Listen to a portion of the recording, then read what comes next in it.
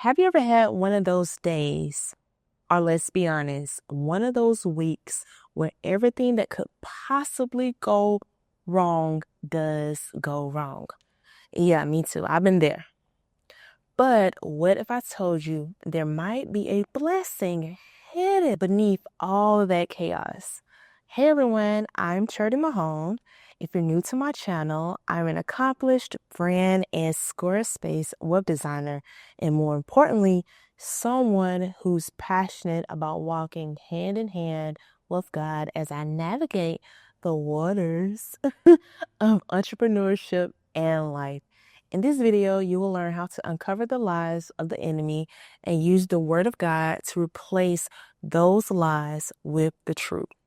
Okay, so during a particularly challenging period of my life, the question, what's the enemy not telling you, comforted me.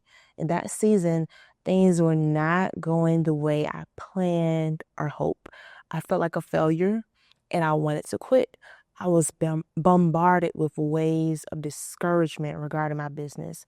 I make up my mind to give up, and then God gave me a dream that got me back in line. So, for instance, the dream, I was applying for jobs and going for interviews, and I kept falling in front of everyone. Like I was making a complete fool of myself. It was clear God did not want me to do that. I didn't need any interpretation. I had to go to my pastor. It was very clear. And also during that season, I was receiving prophetic words from my apostle speaking about the growth of my business and how God was giving him instruction about advice to give me to navigate, and how my business was, God had great plans for my business. But at the same time, I did not see it growing with my natural eyes.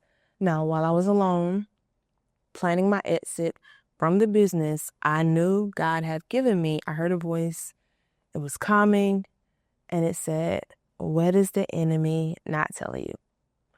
Just that simple question shifted my perspective. It calmed the mental tornado I was facing. I began to think about every area the enemy was discouraging me. And I began to realize he was showing his hand. Yeah.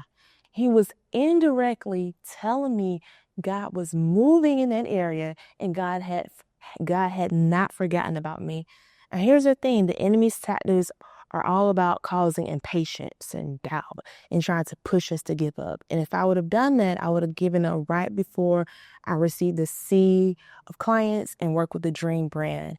The enemy's job is to steal, kill, and destroy. But our job is to fight back.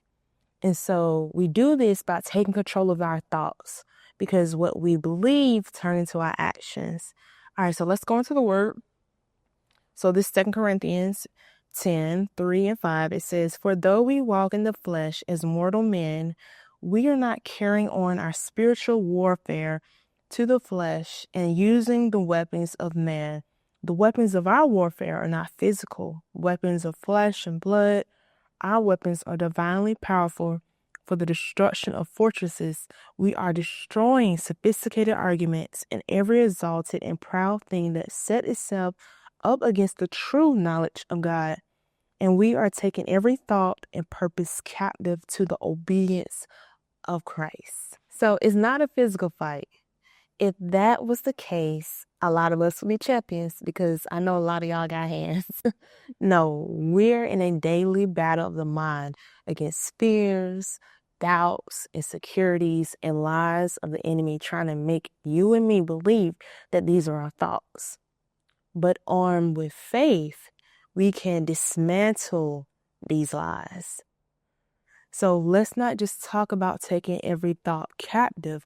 Let's actively practice it together. We're going to do this right now. I want you to grab a notepad and a pen, or open a note-taking app if you prefer. And we're going to do a simple but powerful exercise together. So I learned this from one of TBN's Better Together episodes, and I fell in love with this, and I got to share with you all. So first, think of a particular lie or negative thought that's been recurring in your mind, something that's been holding you back.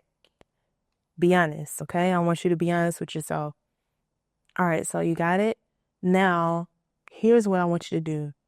On one column of the paper, I want you to write down that lie. Just put it out on paper. Nobody got to see this. This is between you and God.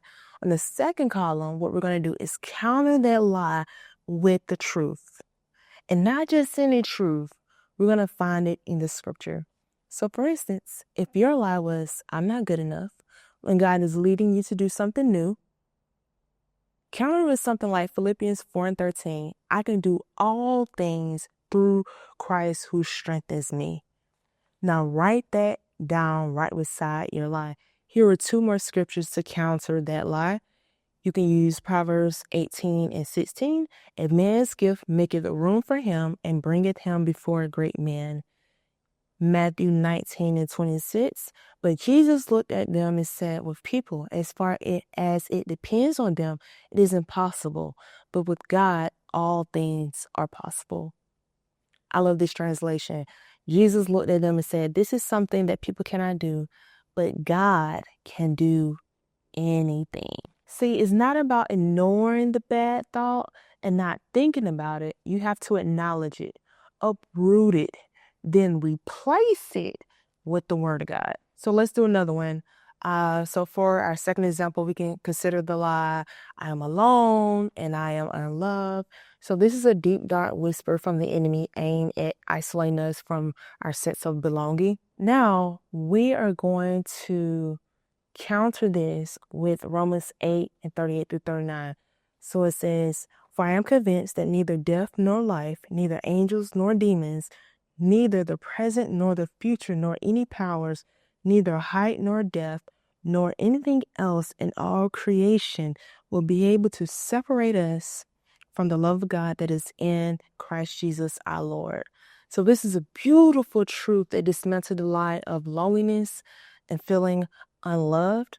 Okay, so for our final example for today, let's address the lie, God doesn't hear my prayers. So it's a doubt that can creep up during a silent season.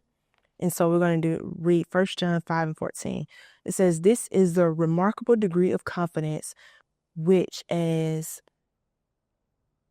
we as believers are entitled to have before him, that if we ask anything according to his will that is consistent with his plan and purpose, he hears us. So write this truth down, speaking to those moments of doubt, reaffirming that God is always attentive to your prayers. So by following this method, you are equipping yourself with a strategy to combat the lies and doubts of the enemy with biblical truths. Each entry in your notepad is a reminder of victory in Christ. So keep adding to your notepad as new challenges arise.